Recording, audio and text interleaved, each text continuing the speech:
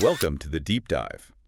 You sent over this really interesting list, the 10, well, colossal champions of shopping malls across the globe, ranked by their gross leasable area, the GLA. That's right. Now, when you think of a shopping mall, maybe the one down the street pops into your head. Right. But wow, these are just on a completely different scale. Oh, absolutely. They're way beyond just places to shop. Right. They feel more like, I don't know, self-contained urban centers, just brimming with everything you could possibly imagine. Exactly. So our mission today in this deep dive is to really get a handle on what makes these giants so significant, where they are dominating the landscape and what truly makes each one stand out. Sounds like a plan. Where should we start? Number 10. Okay, let's dive in, starting with number 10 on your list.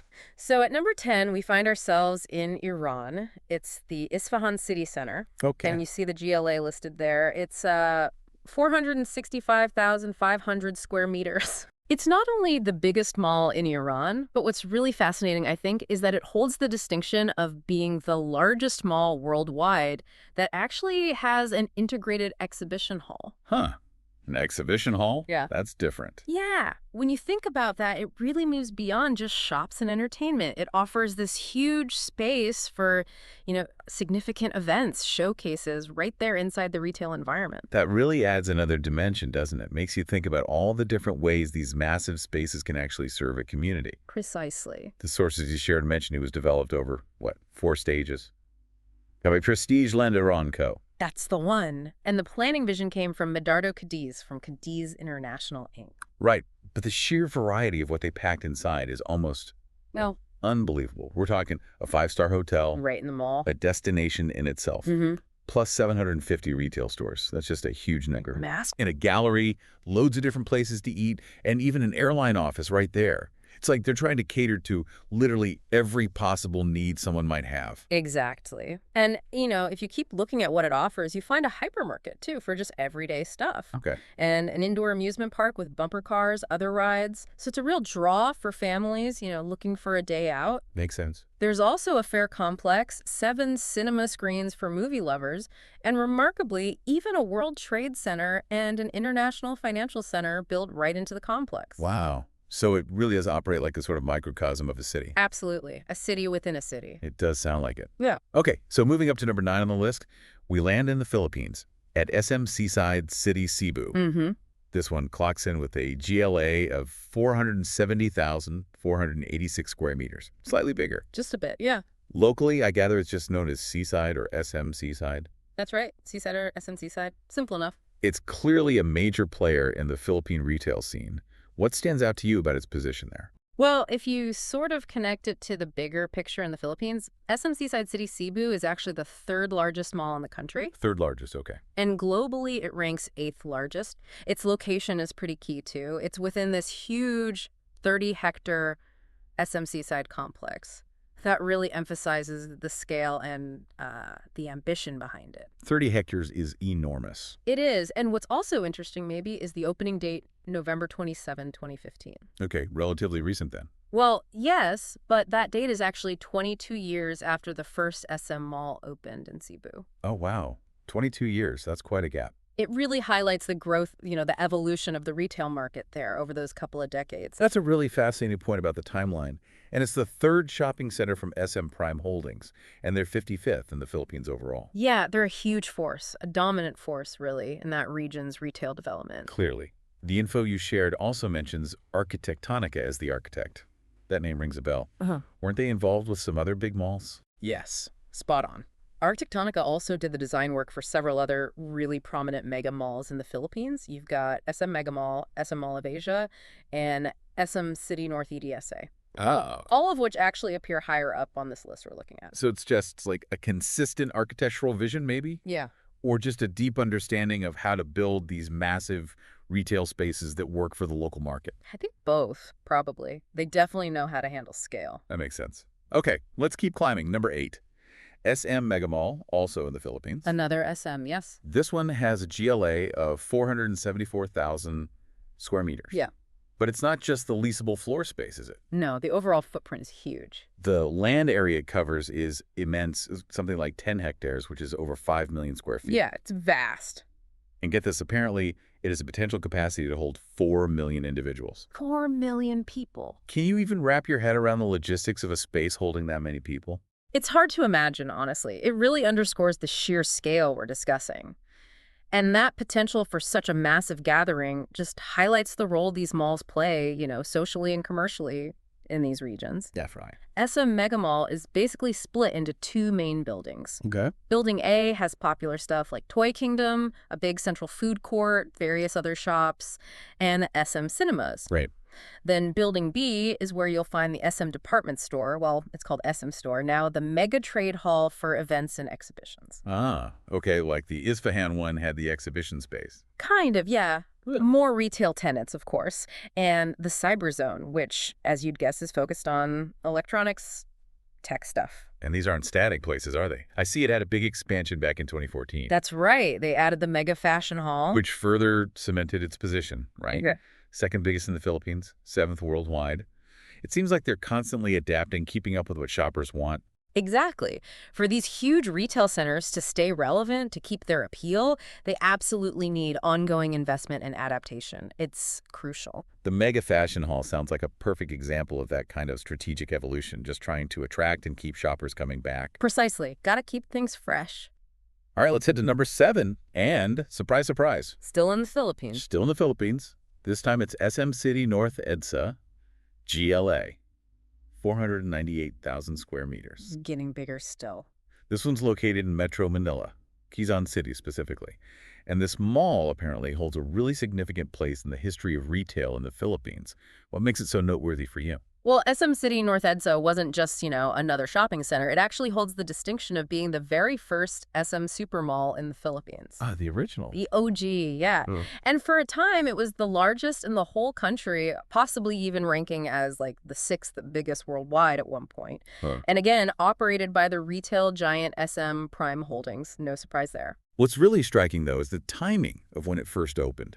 November 8, 1985. Right. The info you provided notes this was a really politically significant time in the Philippines, just months before the EDSA revolution. Yes, a very charged period. It makes you wonder, doesn't it, if the arrival of such a huge commercial space had any kind of wider social implications during that time of massive change. It's an interesting thought. Initially, its GLA was much smaller, around 120,000 square meters. Oh, really? So its growth since '85 has been absolutely enormous then. It really has. The redevelopment really kicked off in July 2006, and that truly transformed the whole complex. What did they add? You saw the introduction of the Block, which was a major new wing. Then came the Annex building in December 2008, and the very popular Sky Garden in May 2009. Sky Garden sounds nice. It is, yeah. Very popular outdoor-ish space. Even the Car Park Plaza got significant upgrades in 2009. It's this continuous cycle, Yeah. Upgrading, redesigning, it's a key strategy for keeping its top spot and appealing to shoppers. Constant evolution seems to be the name of the game for these giants. Yeah. Okay, our journey now takes us out of the Philippines for number 6. Where are we heading? To Malaysia, One Utama. The GLA listed here is 519,515 square meters, which, impressively, was developed to a staggering 5,592,015 square feet. Wow, that square footage number really jumps out. It does, and it opened its doors way back in 1995. What does that kind of longevity tell you about its success? Well, that extended lifespan, operating since 95, it really speaks volumes about its ability to adapt, to remain dominant in the Malaysian retail scene. Makes sense. One Utama proudly holds the title of the biggest mall in Malaysia, and it's the 6th largest globally. But honestly, beyond just the sheer amount of shopping space, it's the really unique and diverse attractions that make it stand out. What catches your eye from the list? Oh, definitely the sound of that 30,000 square secret garden, the largest rooftop garden in all of Southeast Asia. Yeah, on top of a mall. That's not something you normally associate with a shopping center roof. Then there's a massive 36-lane bowling alley, a Crossfire Focus arcade for gamers, a New Way karaoke center for, some singing fun, and even a spaceship-themed playland for kids. Covering all the bases. It sounds less like just a place to shop and more like a full-on entertainment destination for a whole day out. It really does. And look at the list of recreational sporting activity centers they have. It's pretty remarkable. What else is there? There's Flow Rider for surfing, Air Rider for indoor skydiving. Indoor skydiving? Yep. Camp 5, which is supposedly the largest indoor climbing gym in Asia. Hit Rooftop Baseball, Celantis for scuba diving lessons. Scuba lessons in a mall. Apparently. Yeah. And Padang, which is a rooftop futsal area. Wow. The sheer variety of activities is just exceptional. It caters to such a wide range of interests. It's incredible, really. Truly going beyond retail. Okay, from Malaysia, let's travel to Thailand for number 5 on the list. Iconium in Bangkok, GLA. 525,000 square meters. Iconium, right on the river. Yeah, it's described as a mixed-use development located right on the, picturesque banks of the Chao Phraya River. It's a relatively new one, opened in November 2018. What's the significance of that mixed-use aspect here? That mixed-use label is really key to understanding the whole ambition behind Iconium. It's not just focused on retail. Okay. It strategically integrates high-end residences and luxury hotels right into the overall complex. So living and staying right there. Exactly. And this was a huge joint venture, too, involving major players in the Thai economy. MQDC, Magnolia Quality Development, Charoen Pokphand Group, and Siam Piwat. Big names. Yeah, it indicates a massive level of investment and a clear vision to create something more than just a shopping destination. And it's set to become an even bigger landmark on the Bangkok skyline, right? With the planned addition of 2 of the city's tallest buildings. That's the plan.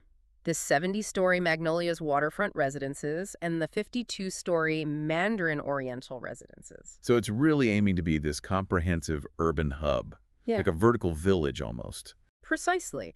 It represents that move beyond traditional retail, trying to craft a complete integrated urban experience, all in one accessible spot. Very ambitious. Okay, now we journey to China for number 4. Golden Resources Shopping Mall in Beijing. GLA. 557,419 square meters. Golden Resources, right. The info you shared notes it actually held the title of the second largest mall in the world way back in 2005. It did for a short time. What contributed to its rapid rise in the rankings back then? Well, what's particularly notable about Golden Resources is just the sheer scale of its initial ambition. It even got the nickname the Extraordinary Mall of China because it was so immense, roughly 560,000 square meters. That's extraordinary, right? And the construction phase was incredibly fast, just a year and 8 months. It opened its doors in October 2004. Wow, that's quick for something that size. Definitely. That rapid development certainly helped it get that early high ranking. There's a bit of a cautionary tale linked to this one, isn't there? Yes, there is. The developers had projected this massive number, 50,000 daily visitors.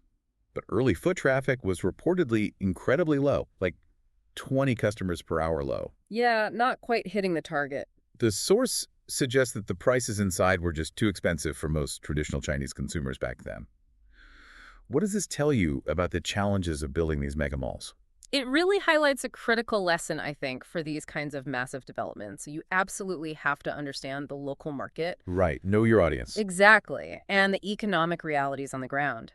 Building a giant physical space is only part of the puzzle, making it successful long-term, financially viable.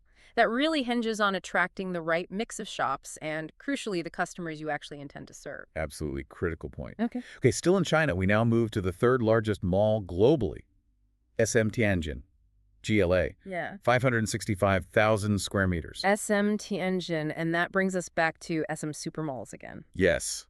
That name keeps popping up as we climb the list. What accounts for their significant presence in these top rankings? They seem to be everywhere. Well, that's a really key observation.